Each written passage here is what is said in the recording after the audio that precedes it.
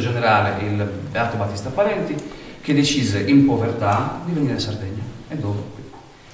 Che sarebbe questo signore?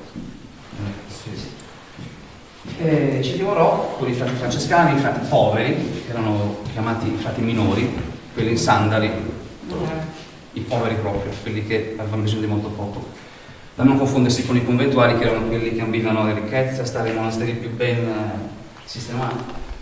E niente, decise di stare qua. Alla sua morte andò avanti il convento che è adiacente alla chiesa, con tutte le cellette, e la chiesa a quei tempi era fino a qua. Questa era la casetta dei frati. Quindi si suppone, perché non c'è niente di certo, che sia sepolto qua il Beato Parenti, quindi primus pace per San Francesco. Poi ci sono queste parti iniziali che abbiamo sempre lasciato, anche prima della ristrutturazione avvenuta intorno agli anni 90. E qua sotto ci sono le varie ossa dei frati minori, appunto scavando per sistemare, trovate messe in cassettine. Quindi questa chiesa è stata riconsacrata nel 1927. La pellegrinaggio appunto mio bisnonno che è sepolto lì. Io sono in terra di noi, in terra.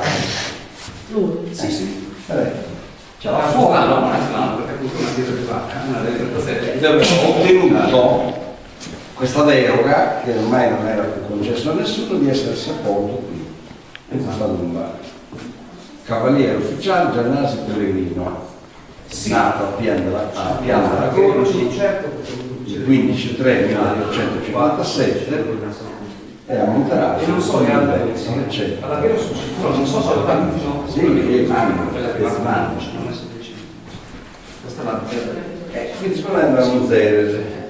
E questa era un... In alcuni casi c'è volentieri, in altri casi non si può sempre, diciamo, se uno ci chiede, posso fare? Fai qualche bella foto dopo questo piazzetta. Scusa, Sì. hai detto che era fin qua. Esatto. E poi la mia Allora, come dicevo prima, non c'era. Nel 1860, quando venne venduta, perché lo Stato italiano non poteva permettersi tutti questi monasteri, tutte queste chiese, decide di chiudere 2 su 3. I frati francescani scesero a botti da vivere, non so in quale cappella o chiesetta, direi una stupidaggine, non lo dico.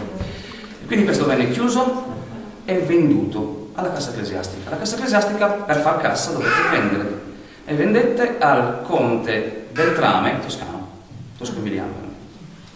Che era No, non si sono neanche conosciuti.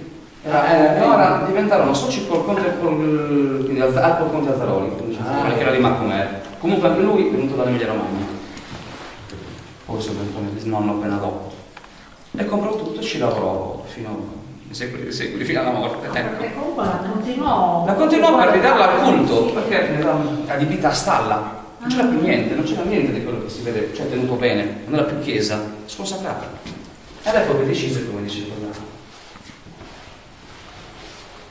Il settimo centenario, quindi dal 1227 si suppone, dal 1227, dopo 700 anni riede appunto facendola riconsacrare da Monsignor Franco Scolozzi, allungandola. Quindi quest'ala ha quasi 100 anni, quest'ala non di più, altri 700 in più. Ecco. E quindi